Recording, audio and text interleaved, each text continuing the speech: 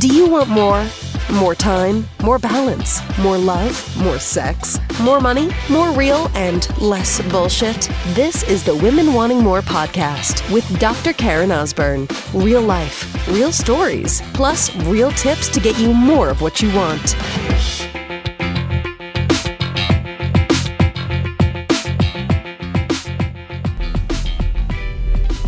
So this thought came through as I had parent-teacher interview with my oldest son's teacher, who is amazing. My son Tyson, who just turned 9 recently. He's in grade 4.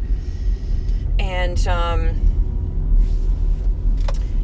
the things that we talked about, Tyson has definitely struggled with school. He has this dyslexic brain, and so we've worked a lot. I've worked a lot with him, taken him to kind of special training to really enhance all the cool stuff that comes along with dyslexia, but to be able to, manage some of the blind spots, right, and how to work through them, and he's come a long way with all of this stuff, like really, really long way.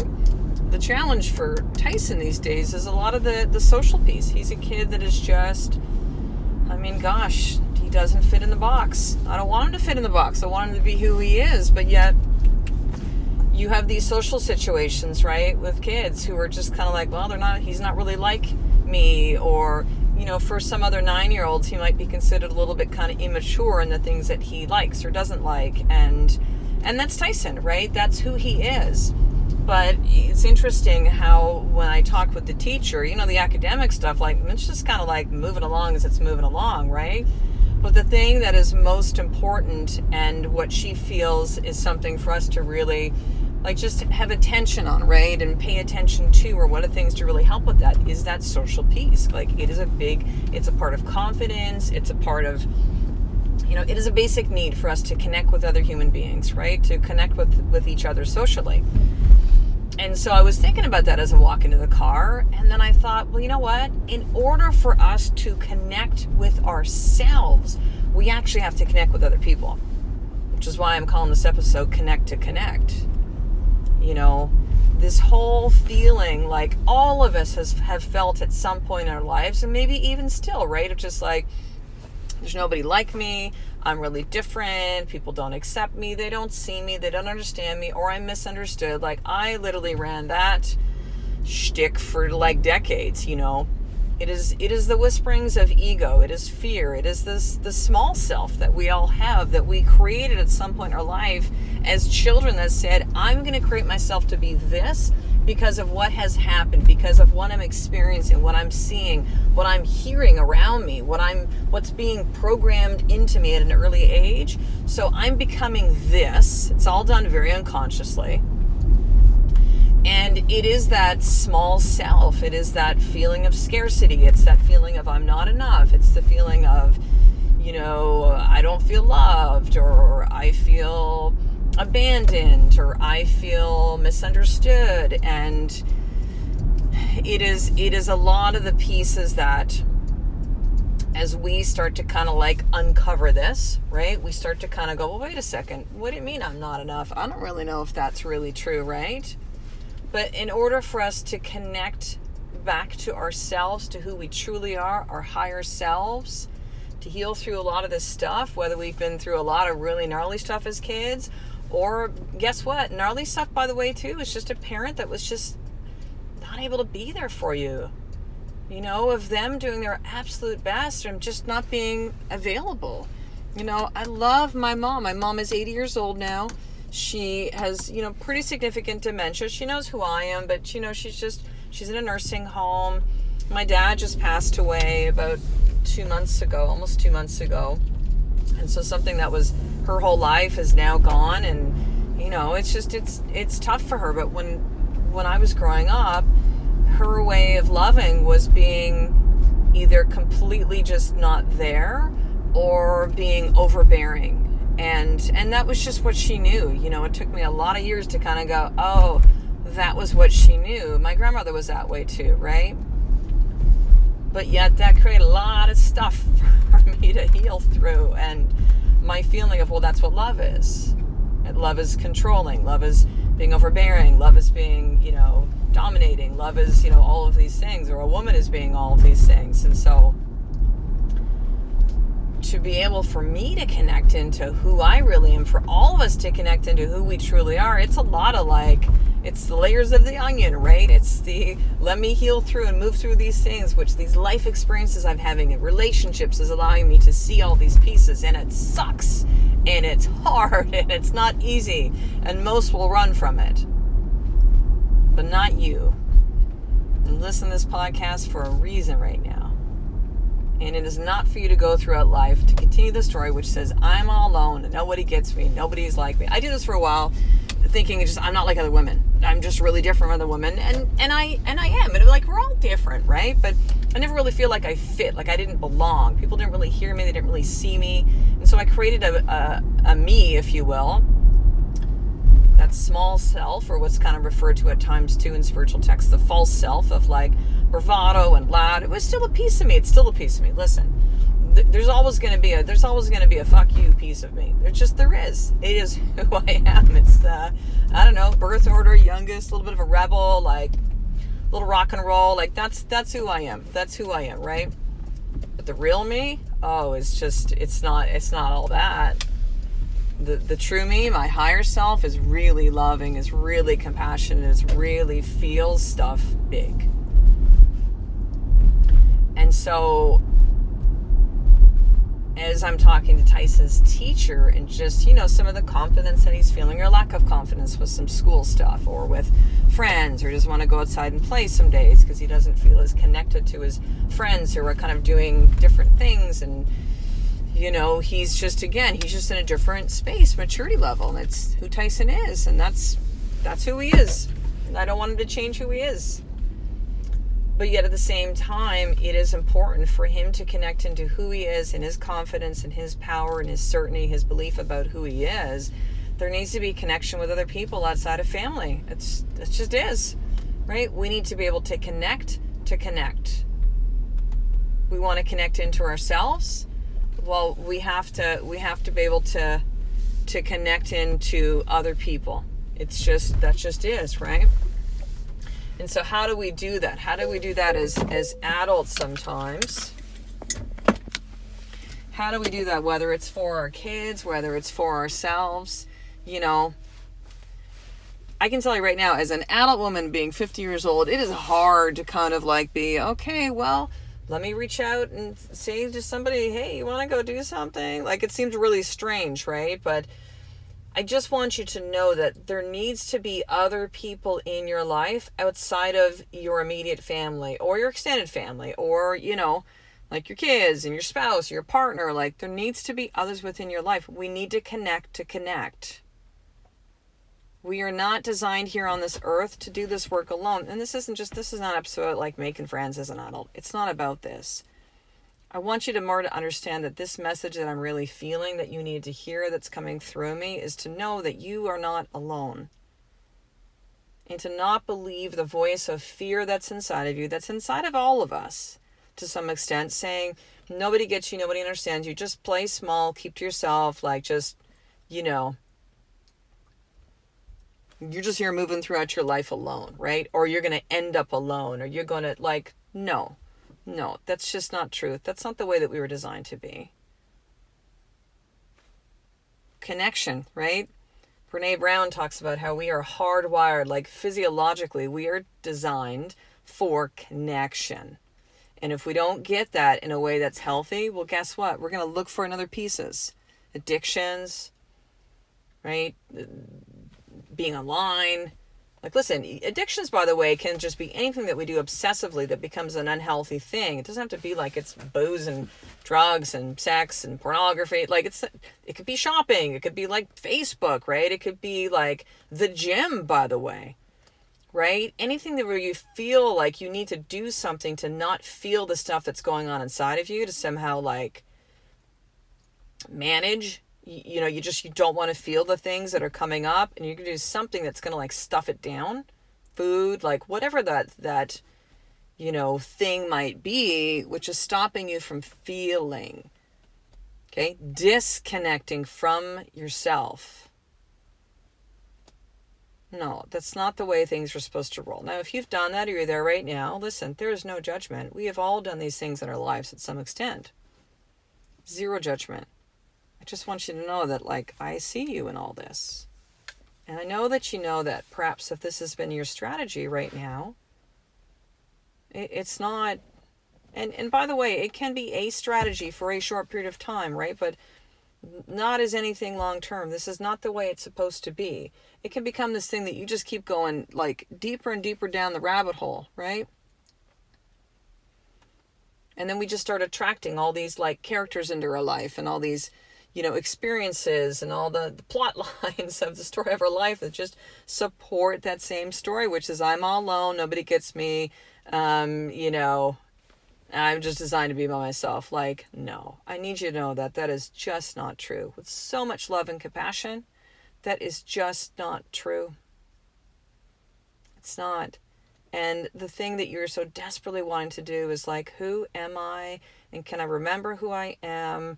And, I want to feel some certainty and grounded in what I want and what do I want? And, connecting back to yourself. It means that you also have to understand that that also involves connecting to others. You are not designed to do this path alone. You could try to do it alone. Believe me, I tried for years to do it by myself. Let me just read this book. Let me just listen. Well, kind of more recently, because no podcast when I was in my 20s, but let me just listen to this podcast. Let me just go to this next seminar. Let me hear this person speak. Let me, go to this thing. Like, I was kind of constantly trying to do it on my own. And the moment that about 4 years ago that I said, you know what, I'm going to start to actually do this work. I'm going to hire somebody. I'm going to be part of something with other women that's going to allow me to really uncover these things. Well, that's when things started to move much more quickly. Things started to fall into place, which is what inspired me, by the way, to start Women Wanting More. Of just like, man, there's so many other women like me that feel that they got to do it all alone. That feel like, man, if I'm vulnerable and actually show my bits and pieces, my flaws, my dark things, well, nobody will want to, like, who wants to hear that? No one will accept me. And as a woman, to say that, you know what, I have some stuff with anger and darkness and stuff, like, what? Hold on a second. Society says we're supposed to be, everything's great. We got to be sex kit in the bedroom and be this, Mother Teresa of a mother and like have a 6-pack and make all the money and do all these pieces. And by the way, don't ever show that, you're tired of being a mom or that things are really hard because, you got to maintain that image. Like, I get all of that. It was actually my previous podcast called Mom at 41. Was that whole conversation. But you are not designed to do this work alone. You're not. You're trying to connect back to you. You got to connect to connect. You got to connect out. You got to reach out. If you want to actually get to discovering who you are, remembering who you are, owning your worthiness, healing through these wounds, getting out of the pattern that is just subconsciously just embedded inside of you that can be moved through. But you got to reach out and raise your hand. You got to go, I need to connect with other people or, somebody else in some way that's going to help me move the needle on this. Because you were here, our whole path on this earth is to remember who we are. Of that moment that we started to create that false self as an early age, the whole rest of this time has been uncovering of who am I really? It's the deep, existential question of like, well, who am I? What's my purpose here? And this is the work. This is the, and it takes others to really help you move through this. It just does. There's no other way around it, right? So here's your more tip for today. Who do you need to reach out to? It could be a close friend. It could be, it could be a group of other women. It could be, your sister. It could be a coach or mentor. It could be whatever that might be. There's something that's come up saying, reach out to this person or this group or these people. And stop thinking that you are all alone. And yes, it's going to be uncomfortable. And yes, it's change. And yes, it's something different. And maybe it's scary to jump into, because here's the other thing that's a real kick in the ass, right? We might get so used to this suffering, this way of being, that this place of uncomfortableness is actually comfortable for it because we know it.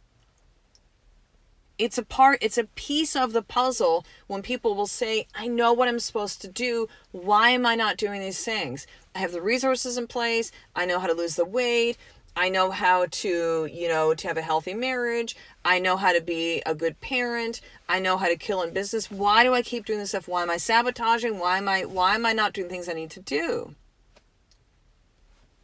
Well, a piece of that is the program that you're stuck in, but another piece of that is you become very comfortable in the suffering. Like, you know that, right? And so because change can be such a challenging thing, why would you want to move away from something that you know?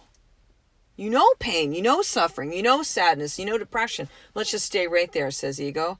Let's just not move out of there, says fear, because we know this place. I don't know the other thing, and that's scary. Like, forget about it, right? If you've ever seen the kids movie called The Croods, but it's this cave family. Dad's the voice of Nicolas Cage, classic. And this is cave family, and they're like one of the last families still living, right, during that era. And it's like the dad talks about the beginning of the movie is never not be afraid. Like, just be afraid of what's, like, that is ego. That is fear. That's what that kind of represents for me.